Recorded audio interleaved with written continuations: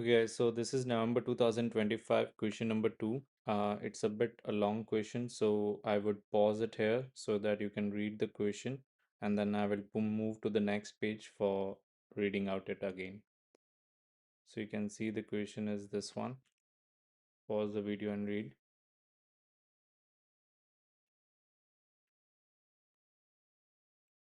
Now, moving on to the next page.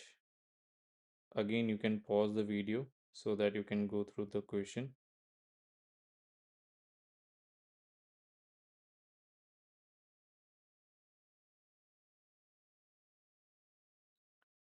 Okay, so I hope you have gone through the question. Now, moving on to the question number one.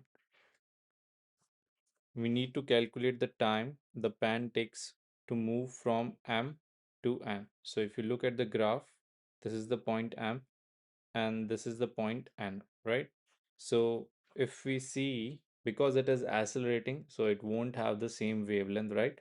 Because the object is accelerating, the cart is accelerating down the plane, but we can count the number of time period will remain the same because it is moving in an SHM, not the cart, but the pan which is attached to the cart, right?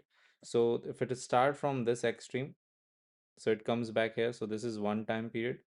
From here to here, another one time period, and from here to here, another one time period, right? So I can say the three time periods have been taken in order to reach from M to N. So three time period are there. So it is equals to three time period. Now we need to find out the time period. For that, we have the frequency is 1 over time period. So time period is 1 over frequency.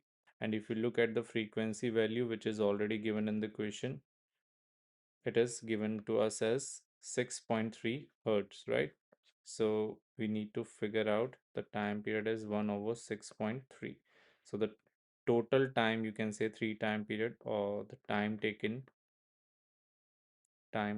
will be 3t, which is 3 divided by 6.3.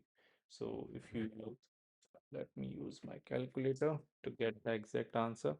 3 divided by 6.3, that you will get at 0.476. So I can simply say 0.48 second. So 0.48 second is my answer for part A.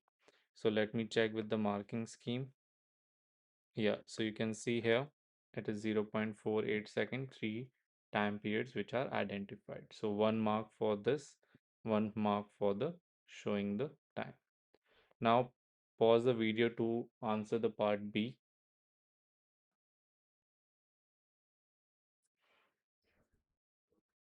Okay, to determine the acceleration of the cart, state an appropriate unit for your answer as well.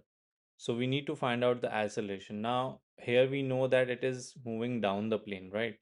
So what we can do is we can find out the acceleration using the Suvat equation. So we have the distance, we have the time, because if you look at the distance, we have this distance is given 2 centimeters. So this is how many blocks? 1, 2, 3, 4, 5, 6, 7. So almost you can consider 7 blocks are there. So total distance, I can say the total distance, which is denoted by the letter S, displacement or distance is the same in this case, which is 14 centimeter, which will be 0.14 meter. The time it takes to reach that 3, we have already calculated the time, 0.476, you can say second, or you can take 0.48, no problem. Now we need to, and it is mentioned that it is started with an initial velocity 0, right? So it is released. If you look here, the pan and the cart are then released at the same time. It means the initial velocity will be considered as 0. So if I use S equals to, using S equals to ut plus half a t square.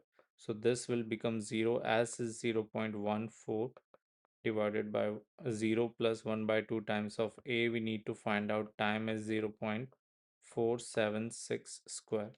So once you solve for a, Let me just solve. So for A, it will become 2 times of 0.14 divided by 0.476 whole square, right? So I need to calculate 2 times of 0.14 divided by 0.476 square. This will give me 1.2357. So 1.2357, you can simply say 1.2357. I can simply say it is 1.2 meter per second square. Okay, so let me see the marking scheme. I hope you have understood this, how I have solved. If you have any doubt, you can comment below in the chat. Okay, so yeah, again they have used the same method, 14 centimeter. They directly rearranges, and the answer is 1.2 meter per second square. The another is to identify the distance traveled in one oscillation, and then use V equals to U plus AT to find out the acceleration. So for first oscillation, this is the distance traveled. For second oscillation, this one, and for third. And then you can find out using this. Okay. But I think this is the most convenient and easiest method. Now I am pausing for the part C. Read the question.